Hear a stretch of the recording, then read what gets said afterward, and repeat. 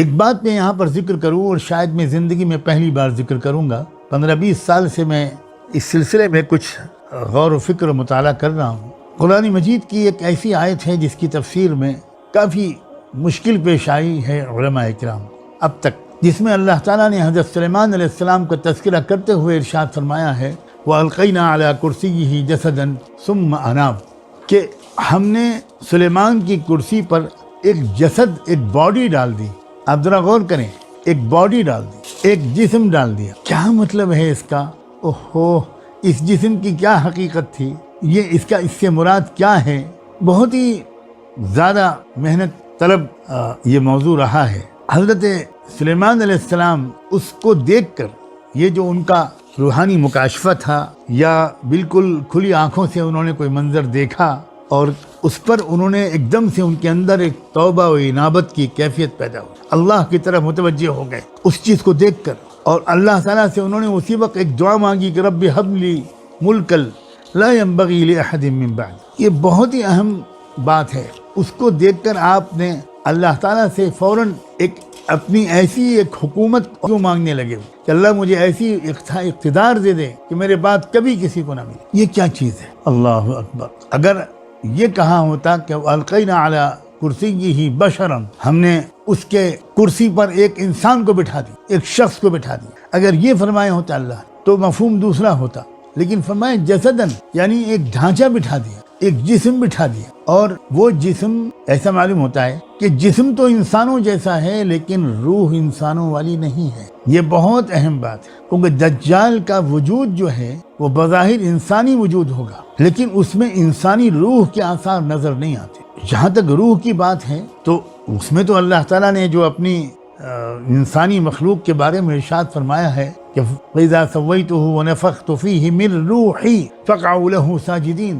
قرآن مجید میں ایک سے زیادہ مقام پر یہ الفاظ آئے کہ آدم علیہ السلام کا جب پتلا بنایا اللہ نے، اور اس سے پہلے اللہ نے یہ فرمایا تھا کہ جب میں اس کو پورا بنا دوں، ڈھال دوں، وَنَفَخْتُ فِيهِ مِن رُوحِي، اور اس میں اپنی روح پھونک دوں، تو پھر تم اس کے سامنے سجدے میں گر جانا۔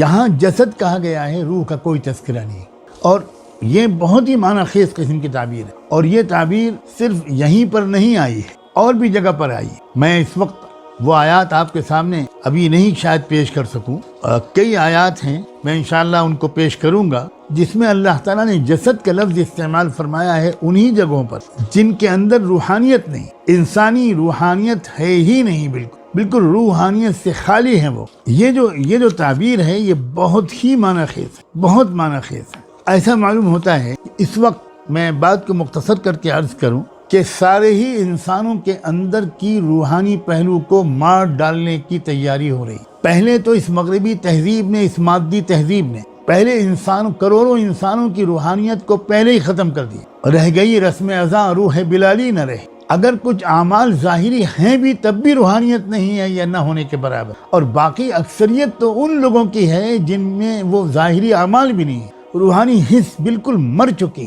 اخلاق پر اس کا اثر ہے، معاملات پر اس کا اثر ہے، معاشرت پر اس کا اثر ہے، تجارت پر اس کا اثر ہے۔